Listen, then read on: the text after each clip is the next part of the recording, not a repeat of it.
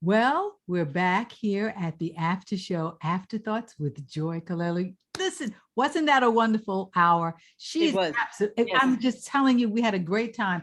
And what we were saying a little bit ago is that I wanted people to understand what it is that position is, because we really don't know. And as I said to you, I wish I had someone like you to talk to.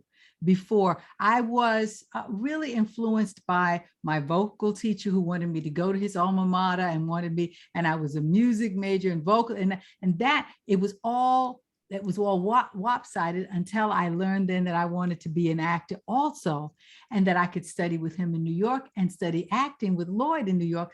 Just so I accidentally fell into the right place, but it doesn't have to happen like that, you know. Sometimes No, sometimes you get tracked yeah, almost for the wrong, for a and career that you're unhappy with. exactly. You just, you realize you're in your junior year and you go, I don't know what I'm doing here.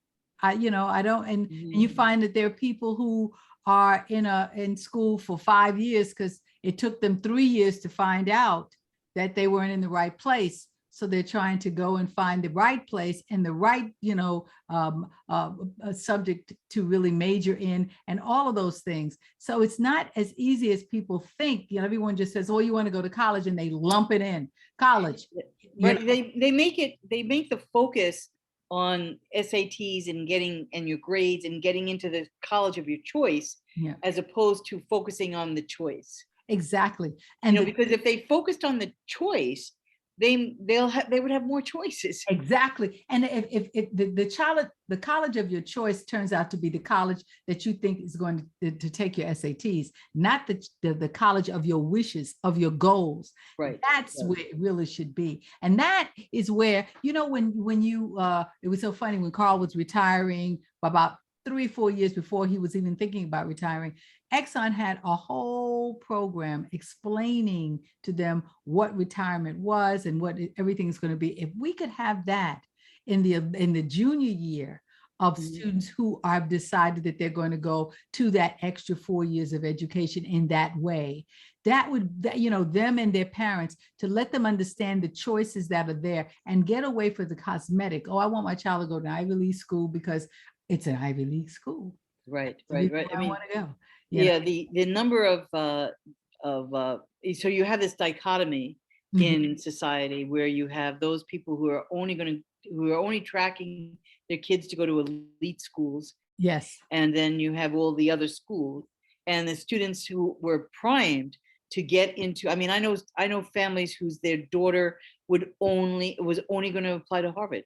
Yes, that was it. That was the one. That was it. That was What it. do And you you do? could not. Oh, get in. What do you do? Nothing.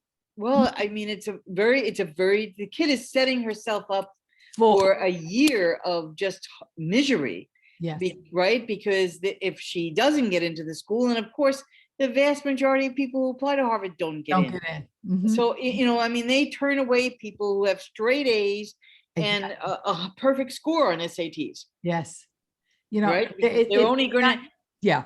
they don't know that Harvard is only admitting 500 students in freshman year, that's it. That's it. And that there are 5 or 6 million that are graduating the same year. Exactly. So and then they're looking for those 500 that really are doing, that have a certain kind of focus, that have a certain aim, a visuality. They're looking for that, and everybody's thinking they're going to the status of the school.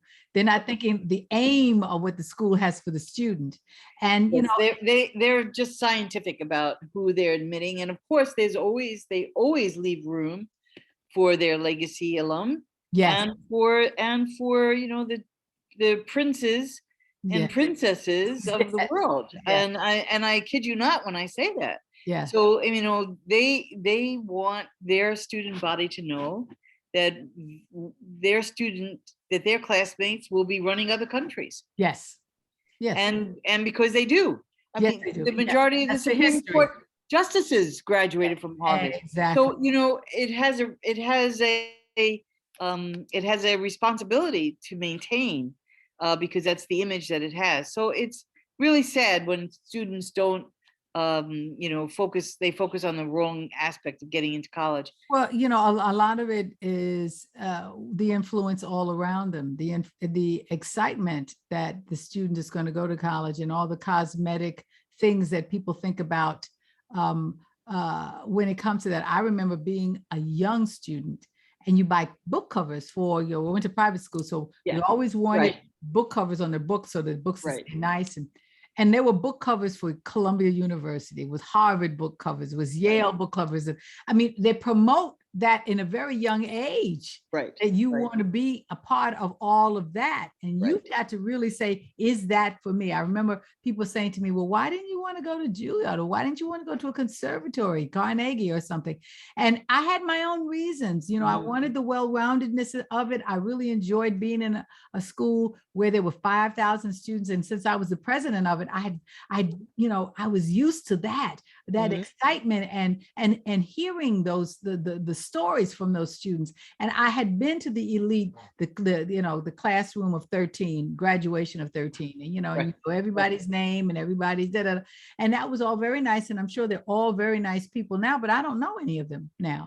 And I know some of the people that I went to high school with and college with, because I believe I had more in common of really wanting to be out in the world and understand what the world was, and that's not saying those people didn't, but I was less absorbed about what my specific role how it would be for me. I wanted to fit more into the world. And that's a part, of course, why I kind of eased into show business, because that's what it is. That's what it sounds like you had a greater depth and breadth of personal experience, and that was what was pulling you. It did.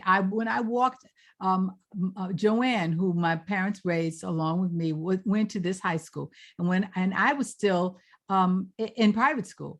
And her first year there, I went with her the first year, I walked on that campus and they drove her up, and I looked at that campus, I said, oh, I've got to go here. I mean, they would, don't you want to apply to Riverdale? Don't you want to apply to, and I was like, no, I really don't. I mean, I knew, and they're all fabulous schools. I mean, they are, but that school, it had the football field, it had the campus. It was like a college campus. And I didn't even realize, I just fell in love with that. And I looked all the way up, and in the tower of the school was the office that the president of the student body would be. And I remember looking up in that office going, wonder what that was. And when I became president, I would always look out that window, look up at that spot. It sounds like it was destiny, right? Like a miracle. Exactly. The universal, the harmonious synchronicity of the universe. Yes. And it's just wonderful knowing that some of those things were fulfilled, and I had nothing to do with it. I mean, things just came up, and I was smart enough to follow it, though, not to. Yes, you were open to it. Your heart, and to me, I think that's the heart of the matter, and that was it, as it was, no pun intended, but it was your heart that was open to these new experiences. I mean, you sound fearless when you describe your experience, and that you stepped on that campus, you said, this is mine. This is where I belong. You sounded fearless, and you must have been fearless as a child. And I did. I just never questioned anything. So now I look back on so many things. We were just talking about doing this. I mean, I never questioned. I went, oh, well, I think I'll just do this. And you don't think about all that it entails to do it, and all that entails is it's not earth shattering. It's not brain surgery. It just takes time. Persistence. Yes, consistently, really going after it. When I went to LA with two suitcases to stay 3 months and stayed 10 years. Wow. And people said, well, who did you know? I said, well, I knew Julie Bonner, who was in my wedding, and it was a cousin of a friend that I had many years before, had met her when I was in Voices Incorporated. And I had called her and said, can I stay with you? And I had one other friend, Sam, who I were scene partners with in acting class. And I thought, well, I'll stay with Julie. That didn't quite work out. And immediately called Sam, and thank God he was doing a soap opera. So he had this wonderful tall townhouse. And so he lived upstairs and I lived downstairs for a couple of weeks until I found a place. And I never thought about the fact that I really didn't know anybody but them and maybe 2, 3 other people. And I was in this town. And, and I just had a goal. I just had a goal, this is what I was going to do. Isn't this what everybody does? I don't know. Not everybody's fearless like that. But that's the same fearlessness that you've carried throughout your whole life. Right. Well, it takes one to know one, doesn't it? Take one. Yeah, it does. Yes, it does. Yeah. But, it took me a long time to understand the whole concept of fearlessness. Yeah. But I do believe it is, that at some point, because, I have all kinds of self-doubts and, lack of confidence in certain areas, but sure, at some point, there are things that I've done that without hesitation, I knew it was the right thing to do.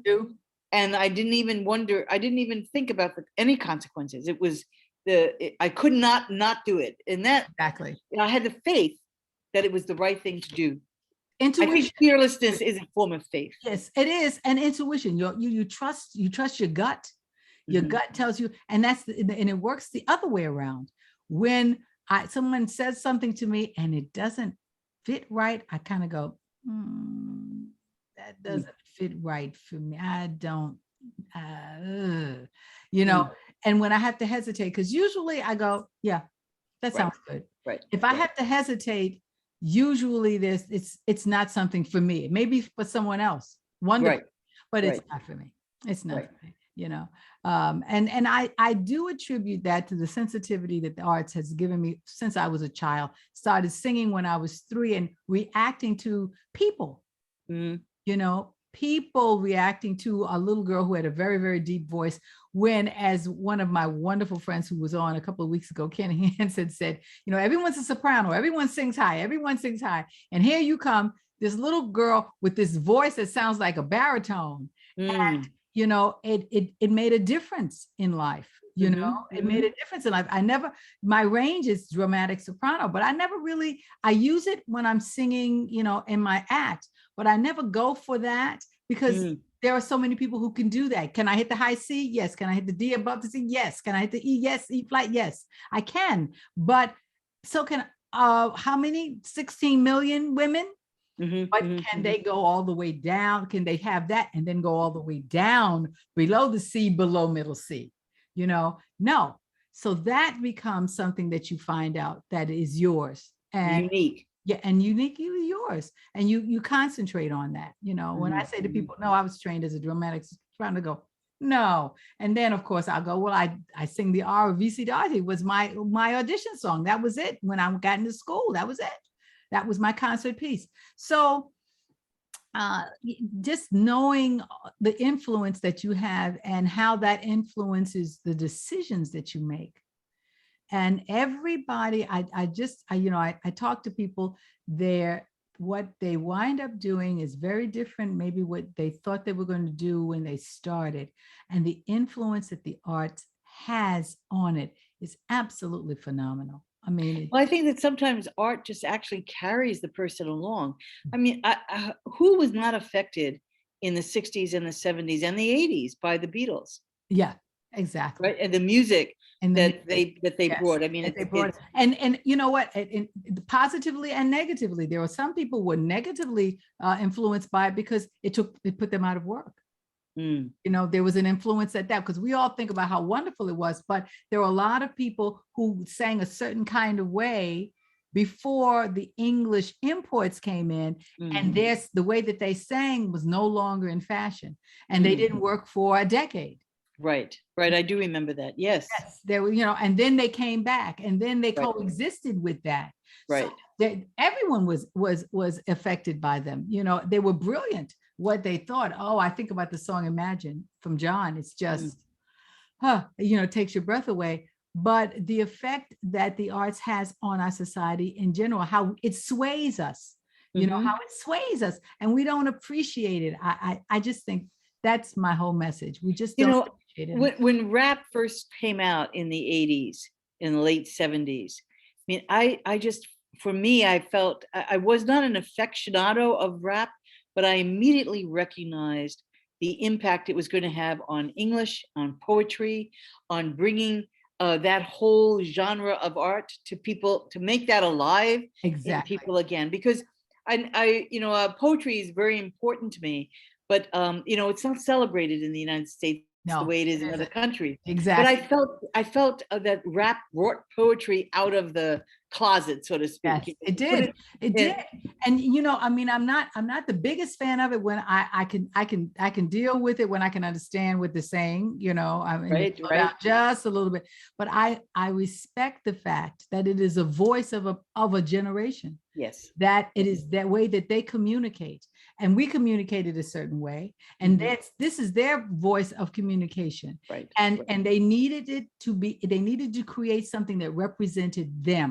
So I Right. listened to it. And when the young people who were in my group talked to me about, the different kinds of rap and the commercial versus the underground rap and people who sell out, I'm fascinated by it, because there's a bit of that happened in my generation, but not as much as it is with these young people, and how they're on the pulse of it and understanding who is really doing it for the money and who's really doing it because they have a voice to just say something. Well, but I think that we did have a little bit of that, back in the 60s when folk music became so popular, that there were those folk musicians like Joan Baez and Joni Mitchell and Pete Seeger that that carried the torch, where people like Simon and Garfunkel and It was a were little bit more commercial, commercial. John Denver, Yes, right? There was yes, that yes. commercial You piece. could tell the difference. Yes, you could tell the Yeah. difference.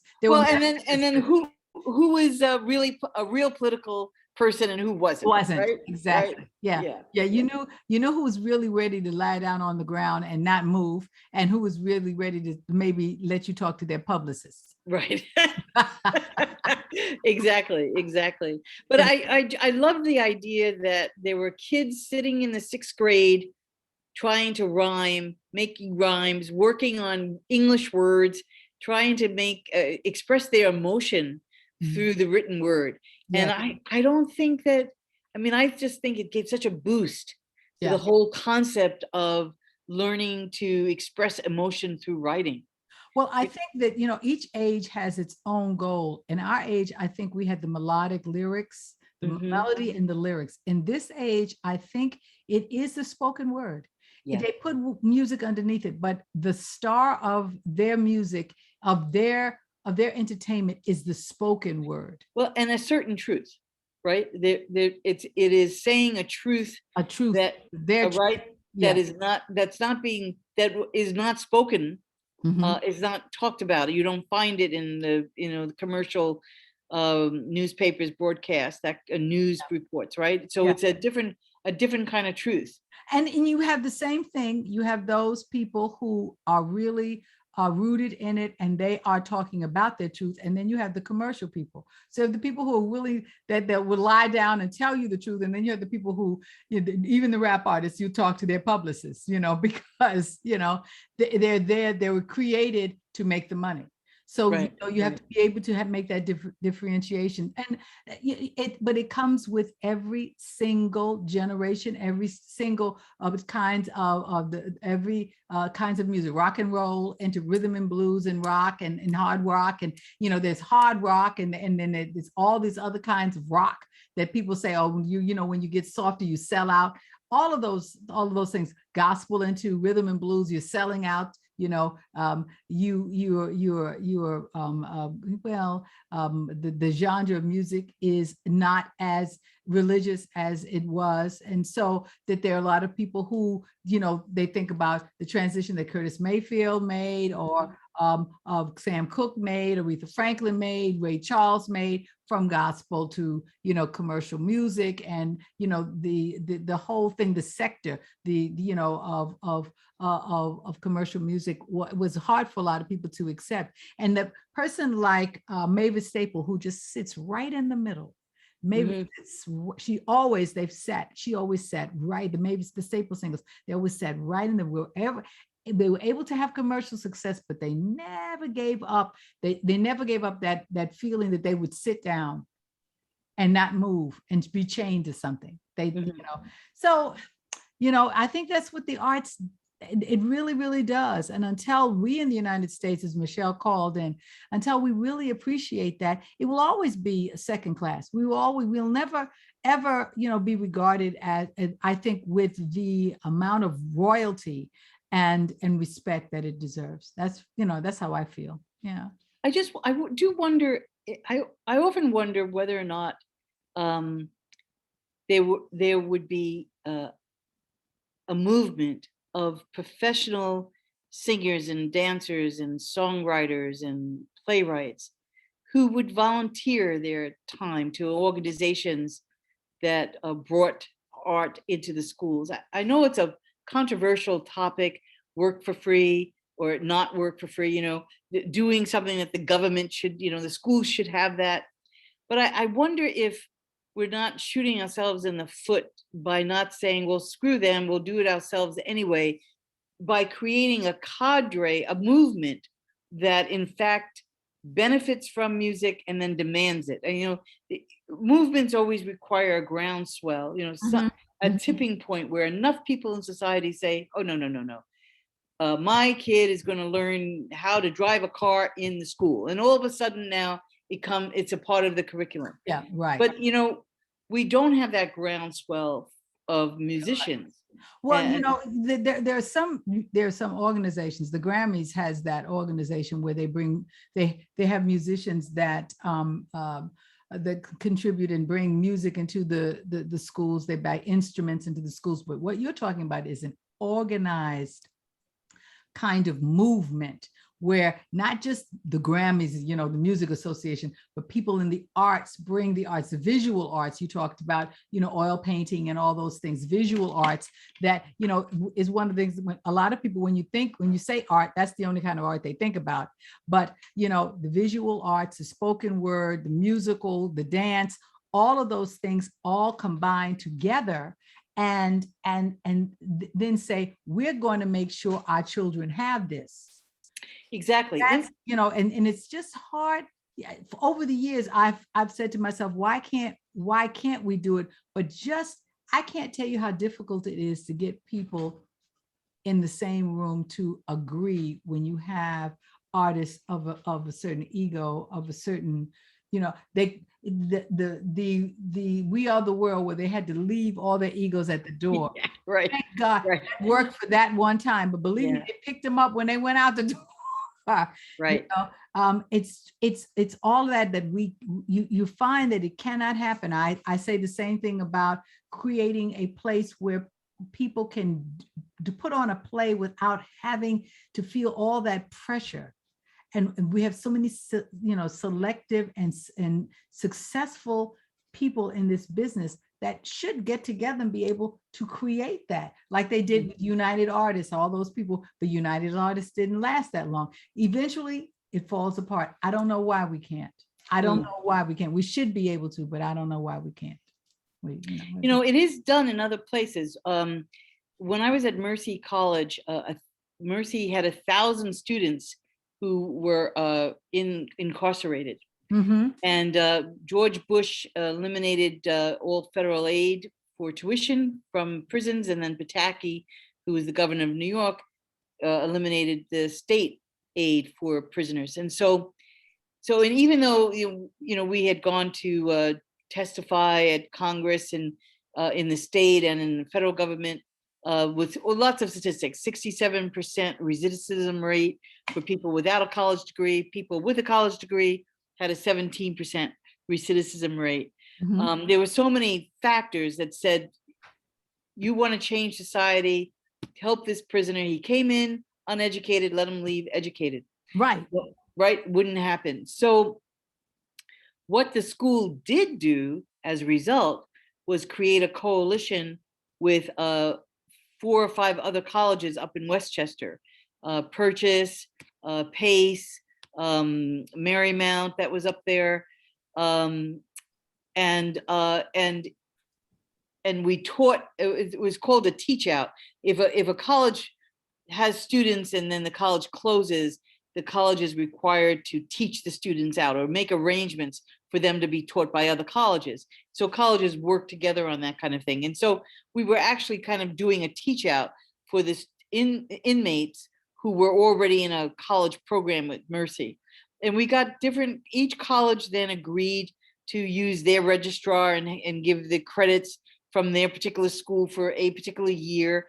And faculty volunteered. We had to get different faculty to volunteer, but we got that. And for the next 4 years, we did a teach out where students were able to finish with an associate's or a bachelor's, or at least leave with college credit. Yeah. That they could transfer to other schools. Yeah. And there were similar programs like this upstate from a community college for a prison that was upstate, Cuyaga. I forget that's the county. It's a Indian name, Cuyagua, but it's one of the counties upstate New York. And so I know it can be done. At Polytech, we wrote grants to the NSA, National Security Agency, to pay for cybersecurity teaching of teachers throughout the country. And for about 3 years, we brought into New York 25 teachers a summer for a 3-week program where they got paid to be there. Wow. And they were being taught this cybersecurity contest so that they could bring it back to their high school and teach the kids. We had found that we had 500, 600 students sign up for it, but in the end, only 50 kids would submit the final, the final thing. Cahuenga. It's Cahuenga. It's like Cahuenga because it's in LA too. There's a Cahuenga passage. It's Cahuenga. Yes. And I know it. Yeah. So we interviewed, literally we made phone calls to all of each team from each high school had to have a faculty mentor. So we interviewed by phone each faculty mentor to find out why their team did not submit the competition. And it literally broke our hearts. There were people, faculty members who said, look, I'm an English teacher. I took this on because I thought it'd be fun and I wasn't qualified. So I didn't have enough information, or we're a poor school and we didn't have any internet connection, or the kids didn't have a computer, or we didn't have, we didn't have access to some pieces of the internet.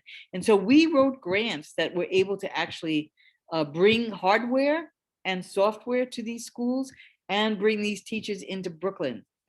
And it was a $3 million grant from NSA. But there are things like that out there where, that was kind of like the kickoff. I have to tell you, the condition to participating in the Brooklyn training, the condition was that next year they had to promise to start a cybersecurity club on camp, in their high school. And then we maintained a virtual relationship with that teacher to help them. We had students in the program, who were computer science majors, who were in the cybersecurity club, who were mentors for different. We assigned them to different schools throughout the country. It was really a wonderful, wonderful program, and as a result, there are now 25,000 high school kids. Which is and it's free, of course, they don't pay to participate in this, but we get grants. Polytech rather got grants for, because it costs about $250,000 to pull off the competition. What is it that you are going to be doing, do you think? I mean, you're so passionate about all of this. And so, the word retirement doesn't apply to you at all. So what is it that you think that you're going to be doing next? Well, the very next thing, for this past year, I've participated in a group called Sacred Theater. Now, Sacred Theater was developed out of Jean Houston's Mystery School concept. And the woman who runs Sacred Theater is Peggy Rubin. She's written a book on Sacred Theater. She was in acting herself. But what Sacred Theater does is take a group of people take a topic. It could be a Shakespeare, Merchant of Venice, or Our Town, which was two plays we worked on this year, and begin to integrate the message of those plays into our current life, and then to write about it, draw about it, sing about it, write poetry about it. And so I'm taking the route of writing, and so I'm using it as something to teach me to write, to motivate me to write. And of course they say write about what you know, and so that's what I did. So I have an article that I submitted for publication. If it gets published, I'll send it to you. Oh, that'd be fabulous. I'd love that. So, who are the participants of it? Is it specifically certain people? Can anyone get into it? Anybody can get into it for sure, or except that it's been the same group for a long time. I started Jean Houston's mystery school. Now, Jean Houston considers herself a mystic, social engineer. She's been, human potential, an author of some very many books on human potential, and I did that starting in 2002, and I did that from 2002 to 2010, doing a monthly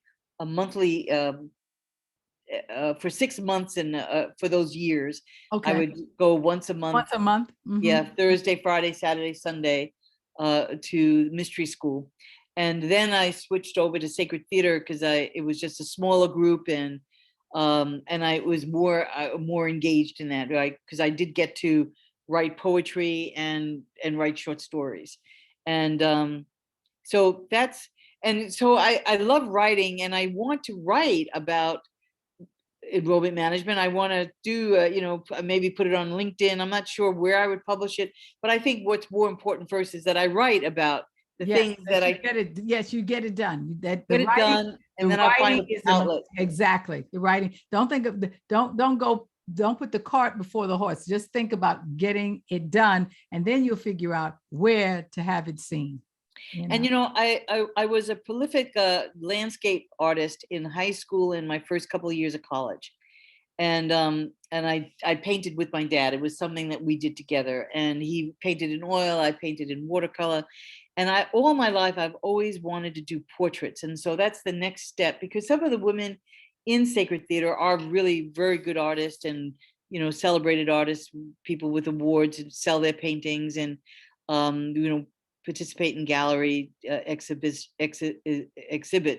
and they've just, it's a group of just wonderful encouragement of so they've, here's an artist encouraging me to go ahead, paint, just do it, and so that's the next thing.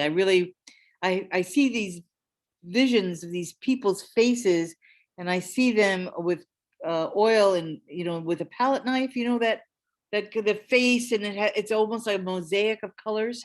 Yes. And it's like I can't get it out of my head. So I know I just have to do it. Yeah, you do. Well, my love, I promised you 10 minutes. It's been almost 30. Don't kill me. This has been so wonderful for me. So I'm so grateful to you. So thank you so much. Well, I'm so glad you enjoyed it. I told you. You were right. Yes, you were right. I told you. It's just amazing. I had to scoot in my chair because my poor little dog, one of my dogs, had to pick her up and put it in my chair. She's laying behind me now. So I'm not as tall as I was when we started this conversation, because I have to scoop down. But week after week, I have the joy and the privilege of having conversations with people who are so interesting, and you are just one of them. And I knew when you said, well, what am I going to talk about? I went, okay. All right.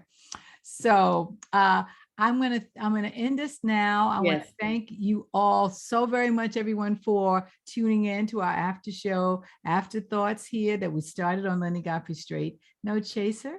And we will see Joy again, because we are going to follow up and see what she's into next. Now that we see what she did for many, many years. And I have a feeling that that's going to continue anyway, that you are always going to be someone who is advising someone how to really chart their course. Mhm. And that is an important thing.